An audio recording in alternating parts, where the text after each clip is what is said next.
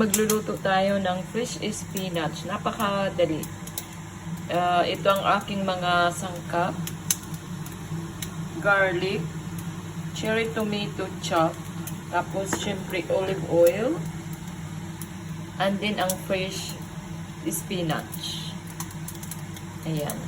Lagay natin dito ang olive oil. Lagay natin ang olive oil. Ayan. Ayan, mainit na ang olive oil. Ilalagay na natin ang garlic.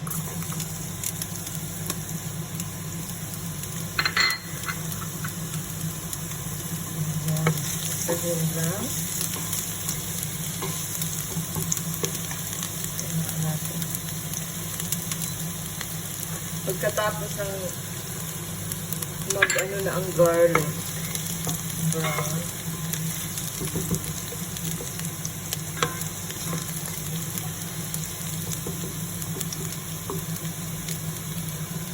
Ilagay na natin ang chopped cherry tomato.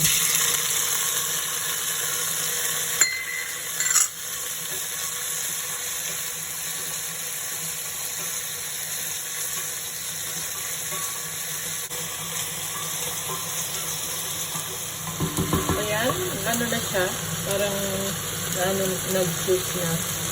Tapos ilagay na natin ang fresh spinach.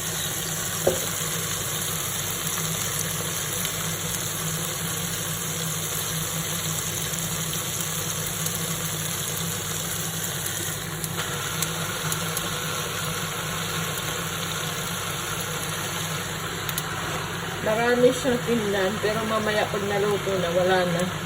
Kunting-kunti na lang.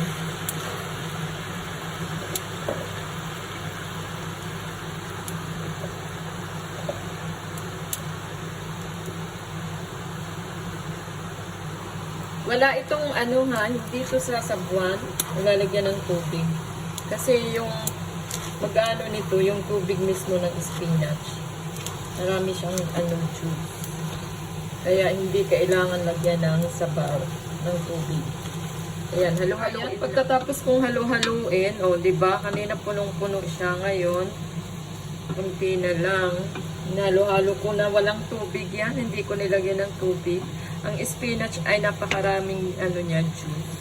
Kaya hindi na kailangan lagyan ng tubig. Ayan sariling niya yan. Sabaw. Ayan, tapos nilagyan ko na din siya ng paminta.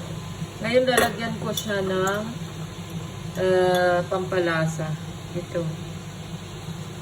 Parang magic sarap, pero hindi siya magic sarap. Dito to na sauce. Ayan. Kung anong gusto nyong ilagay na pampalasa, pwede asin, or magic sarap, kahit ano basta medyo may alat. Ayan. Tapos na. Di ba ang bilis?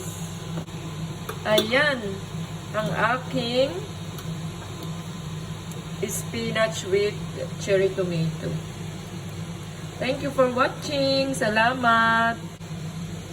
Salamat po for watching. Please subscribe kung hindi pa kayo nakaka-subscribe. Thank you po.